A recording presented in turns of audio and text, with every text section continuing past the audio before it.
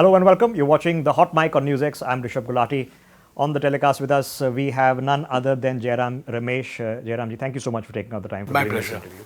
Let me start with the obvious assessment that you're making, because you'll be getting feedback now that almost half the seats with the second phase ending will have voted. What's the honest feedback? So how's it looking? Well, 102 seats went on April 19th, and 89 seats are going to the polls today. And clearly, after phase one itself, our assessment was दक्षिण में BJP साफ और उत्तर भारत और मध्य भारत में BJP half. And I think the second phase, it's still too early, but I see no reason to doubt that this trend that we saw at the end of phase one, which is Dakshin mein saaf and Uttar or Madhya Bharat mein half, will get further deepened after phase two. So after phase one and phase two, I would say the probability of the BJP getting a mandate on its own is precisely, accurately zero. There's been a bit of dip of polling in the first phase. Now, how are you assessing this? Because traditional wisdom says more polling is change and less polling everybody is has become happy. a statistical expert in our country. You know, they look at But these numbers. you are the OG statistical expert. I mean, yeah, I mean, there are factors. Sometimes, people come out in large numbers and vote. There are places where, for example, places like Kerala, places like West Bengal traditionally have seen very high voting percentages. I mean, today Bengaluru has gone for voting. Bengaluru has been an outlier. If you take the state of Karnataka, it's one of the high polling states, but Bengaluru has been a low polling area. So let's see. I mean, I don't go too much by turnout figures. I go by the mobilization. I go by what the enthusiasm of the party organization is, the visibility of our booth level workers, and that's what. The two states which I particularly focused on in phase one. One was Rajasthan and the other one was Maharashtra. We were 1 out of 48 in Maharashtra in 2019, and we were 0 in Rajasthan. And this time we are going to have a very, very significant improvement, both in Rajasthan and in Maharashtra. And that's very evident after Okay, phase one. so there's never been a Congress-led coalition unless the party gets 140 plus. Are you confident of that triple-digit figure now? Well, there's been only one coalition. So, I mean, this type of empiricism, There have been times where there's been outside support. I would caution you against this type of empiricism. This is casual empiricism. There's been only one occasion where the Congress has been leading a coalition government, and it got 145. And incidentally, it got 145 at precisely the set of circumstances that is prevailing today. We had lost Chhattisgarh, we had lost Madhya Pradesh, and we had lost Rajasthan very, very badly in December of 2003. India was shining. There was a high-profile campaign, India Shining campaign. The country's Bhishma Pitamaha, so-called Bhishma Pitamaha, Atal Bihari Vajpayee was the Prime Minister. Pramod Mahajan was the aggressive election manager. And nobody expected the BJP to lose. But in May 2004, the Congress got 145 seats, emerged as the single largest party, and formed a coalition government that lasted 10 years. And my prediction, my assessment is going back to the old Bollywood hit film of 1962. I don't know whether you may not have been born in 62, but a very famous film in 1962 whose songs are still sung, haunting songs of Hemant Kumar. It was called 20 Saal Baad. And you're going to see the 20 Saal Baad. You're going to see what happened in 2004 repeat itself in 2024. Well, our viewers can probably see the CD collection behind me. Okay, are we hours away from Priyanka Gandhi being announced as a candidate? I have no idea. This question was asked of Rahul Gandhi repeatedly, whether he's going to contest from Amethi. And he said, मैं कांग्रेस का वफादार सिपाही हूँ, जो CEC तय करेगा मैं वो करूँगा. Now, this discussion has to take place. It's not going to take place in a panchayat. It's not going to take place in a public platform. It's going to take place in the CEC, which is chaired by the Congress President, Mallikarjun Kharge ji. And I expect, the nominations begin tomorrow. They end on the 3rd. So it's a reasonable assumption to make that whatever announcement has to be made will be made between the 27th of April and the 3rd of May. Okay, let me rephrase. If it is announced, will then you expect a buzz and a flavor, or will it overshadow Rahul Gandhi's campaign? No. I mean, if you're asking me whether the Congress party organization would like both of them to contest, from Amethi and Raebareli? Yes, obviously, all of us, every Congress worker, Congress leader, would expect them to would contest. But our expectation is one thing, but what the two of them decide, and what the CEC ultimately decides based on all the information that is available to it, that's a decision that only the CEC can take. But if you're asking me whether it will generate extra momentum, whether it will generate extra enthusiasm for in the Congress party organization, I would unhesitatingly say yes. I mean, I was in Amethi as part of the Bharat Jodo Nyaya Yatra, and I spoke to a wide cross section of people, and all of them said 2019 में हमसे गलती हो गई, इस बारी राहुल भैया को वापस यहाँ से खड़ा करवाइए. And I went to Raebareli. I spent a whole afternoon in Raebareli, and across the board, people said, that they want Priyanka ji to contest from Raebareli. So Sir, that's our yeah, assessment. fair enough. Anybody who knows the Congress party knows that in the past, Rahul Gandhi and Priyanka Gandhi have been very close, have been inseparable in many causes. But today there is a assumption made that there is a Rahul camp and a Priyanka camp, and one will overshadow the other. There's only one camp. There's only a Congress camp, and there is democratically. We are the only political party in India which has elected its president democratically. He got 84% of the vote in a democratically contested election in October of 2002. We have a democratically elected president.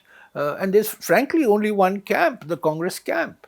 Now, of course, Mrs. Sonia Gandhi has a very special place in the organization.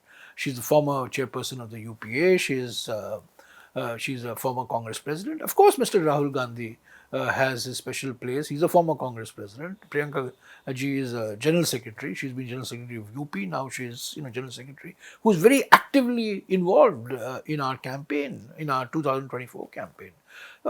This idea of having camps and coteries, this is all, but it all happens. gossip. There is absolutely no doubt, and I can tell you because I'm a party apparatchik. I'm general secretary in the party organization. I can tell you, I don't sense any different camps. I don't see any different coteries. For me, there's only one Congress camp, and there's a Congress president who is the ultimate authority. The buck stops with him. Does a candidate Robert Vadra fit into that camp somewhere? No, I mean, these are issues that are discussed. If somebody wants to contest an election, there is a system in the Congress organization. The name comes discussed at the DCC, it gets discussed at the PCC level, then it comes at the CEC level, and then there are discussions, both formal and informal. I'm sure there are a lot of local congressmen in Amethi and Raebareli who would like to contest, but I mean, I'm not privy to that information. Okay. All I'm telling you is that there is a system for this information to flow upward. It comes from the district, it goes to the Pradesh Congress Committee, and then it comes to the central. Okay, so it may have been discussed, but you're not privy to it. Let me ask you about Rahul Gandhi, sir, because in the interim between 2019 and where we stand today, there have been two yatras. Yes. There has been the last one being from Manipur to Mumbai. There is a manifesto. There seems to be a vision this time for what the future is. How is Rahul Gandhi a different person today? What is the maturity, the change that you've seen in the past 5 years between then and now? Well, there's nobody in India who's done this in contemporary India. The last person who did a Bharat Yatra was former Prime Minister Chandrasekhar. That was, 41 years ago. I mean, to walk 4,000 kilometers from Kanyakumari to Kashmir over 145 days and not make speeches but just listen to different sections of society and then repeat that, not by foot but by bus and jeep from Manipur to Mumbai, 6,200 kilometers. It's an extraordinary achievement. And what both these yatras did, in my view, the immediate impact was that there was a sense of collectivity as far as the organization is concerned. The organization got involved in the planning and the execution and implementation of the yatra. And there was a sense of connectivity as far as Mr. Rahul Gandhi was concerned. So collectivity for the organization and connectivity for the individual. And I've always said this, I said this repeatedly at the time of the Bharat Jodo Yatra, and it was very evident in the Bharat Jodo Nyaya Yatra, that in both these yatras, the real Mr. Gandhi was visible.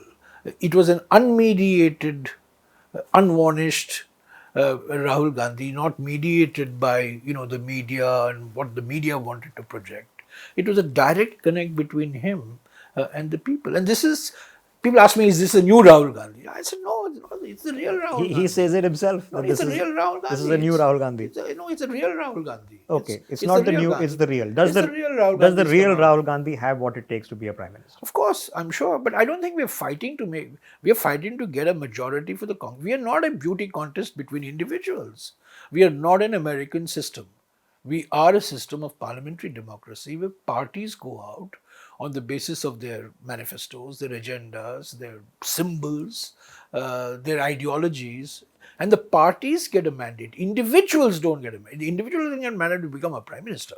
The party gets a mandate to form the government, and the party then selects, the leader who then becomes the prime minister. Okay. So we are not in a beauty contest here. Okay. We are in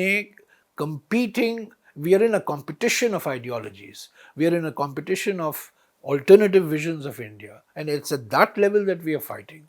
I mean, I don't want to reduce this election to Mr. Gandhi and who's going to be prime minister. Kaun banega prime minister? But some say because there's a towering figure, and that's the reason you kaun don't want to banega equate. pradhan mantri is not the question. Kis party ko janadesh milega is the question. Speaking of manifestos and ideologies, you obviously spent a lot of time and thought in putting together the manifesto. As part of the election strategy, why caste census, Jairamji? Why not caste census? Why not? Caste is the basis of Indian society for thousands of years. You may not acknowledge it, but we are all part of that system in which caste has been an entrenched system of privileges and discrimination. And we have had a socio-economic caste census in 2011. It's not something new. Not suddenly a rabbit out of a hat. After an extensive debate in Parliament in which all parties participated, all parties took part, expressed their views. I happened to be the Rural Development Minister at that time, so I had the responsibility for executing this socio-economic caste census, where we collected information both on the caste as well as on socio-economic deprivation indicators covering about 25 crore households. Now, since 1951, we've been doing a census every 10 years. Nobody asks, why are you doing a census? Why are we doing a census? We do a census to collect socio-economic information. And one of the essential bits of socio-economic information that is collected through the decadal census is the population of scheduled castes and scheduled tribes. Now, 2021 census has still not been done. We've been doing this census incidentally from 1881. But in independent India, we started doing this in 1951. 2021 census, which would have given us up-to-date data on scheduled castes and scheduled tribes, for instance, which would have given us up-to-date data for people who are eligible under the National Food Security Act. For 3 years have gone by and it's not been done. Okay, on the assumption that once you get the data, what do you then do with the data? Because we are also being told that the part of the premise is that this cap on quotas is to go away. Then what is a maximum? 50%, 70%, In 80%? Tamil Nadu, it is 69%. It's enshrined in the constitution. It's enshrined in the 9th schedule of the constitution way back in 1994.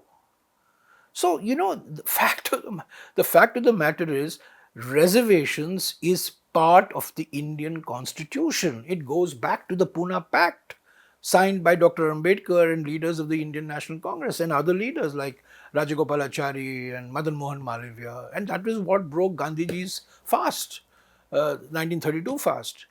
Now, so we should understand where we are coming from. We should understand what is the social basis of the Indian constitution. It is affirmative action. But Jairam, For scheduled castes, scheduled tribes, for what it called socially and economically backward classes, but which has now come to be called OBCs. Jairamji, do people really want an X-ray into their identity? Because a lot of people will say We've this is carried out simply an X-ray in identity 2011, politics. my friend. Please understand, in 2011, don't you carry out an X-ray every 10 years? What is the census? They come to you, they ask you information. They don't ask you personal information, they ask you information on your religion, on your socio-economic status, on your caste. Of course, they have not asked for the non-scheduled caste and non-scheduled tribes since 1951. And that's the new thing. But that's not a new thing, because in 2011, 25 crore households.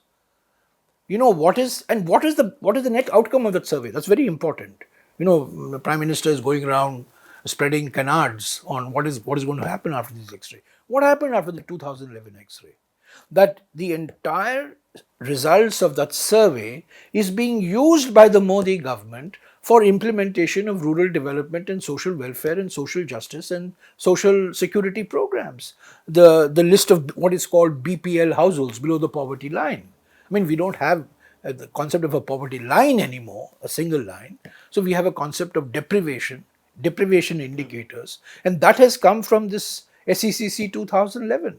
So on the one hand, the Modi government has made full use of the deprivation indicator data that has come from 2011 census. And what we are saying is that this census needs to be updated every 10 years. Okay, so it's not identity politics per se, and you're right. Affirmative action of some sort is going to be required, and quotas are a part of them. To what extent? Then is the questions, because within this then comes the question of a minority quota. Is that something seriously the No, it's party is not. The considering? minorities get a quota in our country only on grounds of economic and social backwardness. I mean, this notion that Karnataka has given reservations to it's complete hogwash. This was introduced in 1994. After that, Mr. Devegowda has been chief minister, who's now, an ally of the BJP. The BJP has been in power in 16 years at the center. Atal Bihari Vajpayee and Narendra Modi. It has had 4 chief ministers in Karnataka: Jagdish Shettar, Sadanand Gowda, Yediyurappa, and Baswaraj Bommai. This is a 30-year-old phenomenon. And the Muslims got 4% on grounds that they were economically and socially backward. It's not on grounds that they were Muslims. So it's the reservation, because reservation based on religion, anything based on religion. In fact, why does the Congress party and why do all political parties except the except the BJP believe that the CAA, the Citizenship Amendment Act, why is it unconstitutional? Because it makes religion the basis of citizenship. So anything based on religion is it goes against the basic structure of the Constitution. But why then bring religion into it? Why say Muslims who are socially economically backward? Minorities. Why not just all people who are socially Anybody economically who is backward? socially and economically That backward. would include Hindus. Yes. There be Brahmins who are not but rich. You see that the others are considered to be part. The Sikhs, the Buddhists, and the Jains Yes. are considered to be part of the quota which is given to the Hindu community. So in Karnataka, in 92-93, there was a survey done. Indicators were, in fact, this goes back to the mid-70s, but then this got updated in the mid-80s. And the survey was done, indicators were identified, and communities were then granted this 4% reservation on the grounds of backwardness, not on the grounds of But religion. in the future, if this were to be done, because it's a manifesto promise, does it then What is the come from promise? the 50%? Sorry, excuse me. What is the promise? You're repeating the canards of the Prime Minister. What is the promise in the manifesto? The promise is to do a caste census. Yes, the promise is the caste census. And Yes. I'm assuming So that where is the that a minority social- thing? Where is the minority thing come socially from? economically backward minority, you say? No, what is the caste census? The caste census, first of all, it's a socio-economic caste census. Let's be very clear what we have promised. What is a socio-economic caste census? It gets you information on what's your caste, because that's important for the reservations and the quota and the affirmative action. And number 2, what are your deprivations? What is your ownership? How much land do you own? Are you poor? Are you landless? Okay, fair enough. That type of a thing. Fair enough. What is the objective? The objective is to figure out who are the people who are living below a minimum standard of living, who require assistance from either the state But government or the Jairamji, central the government. percentage has to come from somewhere. So do you then increase one? the cap to beyond 50%, Now, who or do you introduced this cap? cut Okay, it from somewhere let's talk else? about the Do cap. the OBCs lose out a little bit, 3-4%? Who introduced the cap? It was a Supreme Court judgment. It was not a constitutional cap. First of all, let's understand 50% limit That set by the court, 50% yes. limit was given. What is the basis for the 50%? It was given in 1992 on the Indrasani judgment. They said it should not be 50%. We have said that we will go for a review of the cap, because Tamil Nadu has already reached 69%. In last 30 years, Tamil Nadu has had 69%. It's constitutional. So it's constitutional for Tamil Nadu, but it's not constitutional for Maharashtra. It's not constitutional for Karnataka. Okay, so let's say we do the socio-economic survey, and then we talk about Either welfareism or wealth redistribution. What does that mean, sir? Where is the word redistribution in our Nyaya Patra? It exists as a figment of the Prime Minister's morbid imagination. We have not used the word redistribution anywhere. What we are saying is the process of economic growth has to be all inclusive. You cannot have an economic growth which leads to 21 billionaires having as much wealth as 70 crore Indians. This is inequality of an unacceptable kind. Anybody should be revolted by this level of inequality. 100 years data has been analyzed by top economists of the world, and they have come to the conclusion that the economic inequality that persists in India today, and incidentally, a large part of this inequality is caste based, because caste gives you an inherent starting advantage in our society. But let's leave that Hence aside. the concept of Let's- affirmative action. let's- yeah, Yes. So let's leave that aside, because that is what we are addressing through affirmative action. So if this level of inequality, how do you address? But isn't taxation supposed to address this? So are we saying the taxation system has failed? No, we are saying we should have a progressive. We said that we have said we should have a progressive system of taxation. We should have a stable system of taxation. We should have a system of taxation that does not instill fear in the taxpayer. That's what we But you certainly also said. say that we don't intend to increase taxes. No, we have said progressive. We have said progressive. We have said moderate. We have said predictable. We have said non-intimidatory systems of taxation in the last 10 years. Okay. The types of amendments that have been brought into the Income Tax Act, into the Prevention of Money Laundering Act, for example. Forget PMLA, you have to treat that separately. But even the amendments that have been brought to the Income Tax Act have placed draconian powers. People are now reopening tax returns. I know colleagues of mine whose tax returns are being reopened, 20-year-old, 25-year-old tax returns, and they're being told, unless you join the BJP, we're going to pursue these tax returns. Okay, so I have two further questions. So when a Rahul Gandhi goes out and says that, look, a ordinary man and a billionaire cannot be paying the same 80%, 18% tax when he goes and buys something, what does that translate to? Isn't that 18% GST, or are you looking at different rates for different people or different? No. See, the indirect system of taxation. Yes. There is a direct system Yes. and there's an indirect system. The only progressive system that the world knows is a direct system of taxation. Now, the direct system of taxation, in my view, today we have moderate levels. Nobody is advocating a return to a situation 70, where 80% we are tax. none of us are even looking at that. We're looking broadly, the current systems of taxation broadly around between 30 and 35%. Incidentally, what has happened to the tax collections in the last 1 year is very interesting, and nobody has seen fit to comment on it in the media. The proportion of, the way we define income tax, that includes corporate and it includes individuals. For the first time, the proportion of the direct tax collection coming from individuals has exceeded the tax coming from corporations. Today, I think, if my memory serves me right, for this most recent data, 53% of the tax collections You're correct. is from individuals. You're correct, And corporates. Now, clearly, the burden is being borne by the salaried, by the professionals, by the middle classes, and the corporates which were given the tax relief with the expectation that this would cause an investment boom. Yes. That's not happened.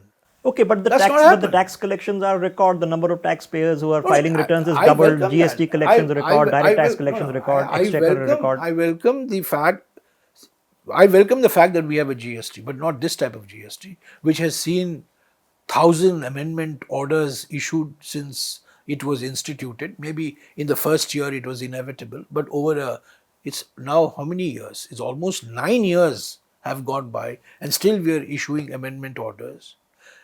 We have multiple rates. We have lot of controversies, lot of disputes But the on government says the classification. GST council has all the chief ministers, all the states are all Who hand controls holding. the GST council? Is there an independent appellate authority? That was not agreed to by the BJP government. So you are the judge, you are the prosecutor, and you are the execution. Okay, but Jairamji, as soon as we start talking about progressive taxation, one of the criticism has been recently that look, the people who are the entrepreneurs. Incidentally, the level of taxation, the revenue neutral rate for the GST that had been recommended by the committee headed by the former chief economic advisor, who was chief economic advisor when Mr. Arun Jaitley was the finance minister, that was not agreed to. And we've had a proliferation of rates and at the higher end. The revenue rate was a moderate. In fact, the Vijay Kelkar committee, the original author, was always advocating the fact that you must have a single rate. Yeah, single But flat. single Yes. rate Okay. may not be but then realistic what in the then Indian but then context. what So you is have the two message? rates. Because the billionaires are not just Adani, there's a Tata, there is a Mahindra. What are we telling them? Are we telling them, all of you, we are coming for you? No, nobody. They are already. This government is already gone for them. Half of them are either Dubai citizens or Singapore citizens or own But property as soon as you elsewhere. tell them So we are progressive not. taxation and you're all No, no. billionaires, See, aren't they going to run away? This has been a if you criticism that think they go to Dubai or if Singapore. you think that there is no atmosphere of intimidation and fear as far as corporate India is concerned, nobody is going to come out and speak. You don't have a Rahul Bajaj who has got the courage to speak. But all of them are living in an atmosphere. I know what they tell me privately. They will never say publicly what they share with me or others But they privately. are thriving. Their shareholding is going up. The stock market is booming. So The so stock aren't they market is thriving booming. also? The paper wealth is going up. The stock market is booming. Market cap is booming. Absolutely. I mean, these are facts that can't be disputed. Occasionally, there's a There's a correction, downslide, yes. but there has been a progressive increase. More and more people are taking part in the stock market, and that's to be welcomed. Okay, I know. That is to be welcomed. Okay, I mean, more people investing in stock markets, more people investing in mutual funds is something to be welcomed. Nobody is against it. Okay, all right. I know you put this on record, and for people watching the broadcast, Jairamji has addressed this issue yesterday. But you have a very senior colleague, and he's been a core advisor to the party 40. Anybody knows the Congress 40, 50 years. So when he makes a personal opinion, as you call it, on inheritance tax or estate He tax spoke or on inheritance debt tax in the context of the US, by the way. I'm not defending what he said because you said it's not the I've party said position. It's not, it was completely, I mean, what he expressed was his own personal view. The word inheritance tax does not figure in our manifesto. In fact, I was the first to point out that para 88 of the budget speech of Mr. VP Singh on the 16th of March 1985 abolished estate duty because we were we were collecting much less than what we were spending. We were spending about 20 crores and we were collecting less than that. Because the tax rate was obscene. And so in 85 it got abolished. We have not had any discussion as part of the Nyay Patra on inheritance tax. Mr. Petroda spoke about the inheritance tax. I also heard what he said in the context of what exists in the US. Now, what exists in the US need not exist in our country. We have different. Because Jairamji, for example, other countries which have GST have single rates of GST. Yes. And but Jairamji, as you know, the GST here. corporate tycoons are really good at it. They have the chartered accountants. They can do the offshore. This affects the MSMEs. It's the MSMEs or middle class people who lose out. MSMEs lost out on. So how do we know that Sam Petroda's personal opinion might not become policy? And 3 also, years incidentally, the inheritance tax debate is only for high net worth individuals. It's not for you and me. Who defines higher net worth individuals? If If somebody has a crore rupees worth of land and he has to give away 50%, he'll become ruinous. On the inheritance tax because it's not even on my radar screen. I had to respond because this is nowhere on the radar screen. This is just an innocuous categorically statement. yesterday. Okay. It's nowhere on the radar screen. It's not even under discussion. What is under discussion is a economic growth strategy that A, generates jobs, B, does not result in these types of obscene inequalities that we see in India today. Now, the answer to this obscenity is not confiscatory taxation. The answer to this is not that. We have to generate these answers. This has to be part of the parliamentary debate. It has to be part of the political debate. Just 30 years ago, one of the great contributions of the 91 reforms, of which I was a small part, was to make a debate on economic growth. Today we take for granted that a 7% rate of growth is a slowdown. We take for granted. We are all aspiring for a higher rate of growth, 8%, 9%. Fair And enough, that's yes. one of the impacts of the 91 reforms. Similarly, I think 30 years after those reforms, we need to now start paying attention to the fact that while pushing up this growth from 7% to 10%, which will come only through private investment, which is not taking place, uh, that does not result in further accentuation of inequalities. That's the debate. And inheritance tax is not, is not a It's magic not wand. in your mind space. Okay, Not a magic I wand. know we are short of time, but I have to ask you because the other main divergence in an ideological approach to a problem everybody agrees with, creating jobs is a problem everybody agrees with. Now, your party says in its manifesto that the first thing you want to do is there are 3 million, these 30 lakh government job vacancies. The BJP says, look, in the past 10 years, we filled 9 lakh of them. The UP only filled 6 lakh of them. So we're already ahead on that curve. But our premise is to empower people. A Lakpati Didi should be able to earn 1 lakh, not get 1 lakh in her account. Is there an ideological difference? No, I don't think so. I think what we are saying is that there are 30 lakh sanctioned posts that are lying vacant in the central government, institutions of the central government, public sector companies, public sector financial institutions, and all other posts in the state government which are incentivized by financial transfers from the central government, like ASHA workers, midday meal workers, and so on, who depend on financial assistance from the central government and matching contributions by the state government. So the total adds up to about 30 lakh crores. But is the aspiration still for a sarkari naukri, or is it industrialization, private job? By the way, let me tell you, it is across India, across the board, the first aspiration is for a government job. Now, that's a deeply held. That's an unhappy thing. No. You may think it's unhappy. It's why are you? Because the government can't provide 60 million jobs a year. But there are 30 lakh jobs that are lying vacant. You fill that, and you create. What you're having a situation today, you're not filling the government jobs, and the economic boom that's happening is not creating the jobs that you require. You promised that you will create 20 million jobs, 2 crore jobs a year. Where are we?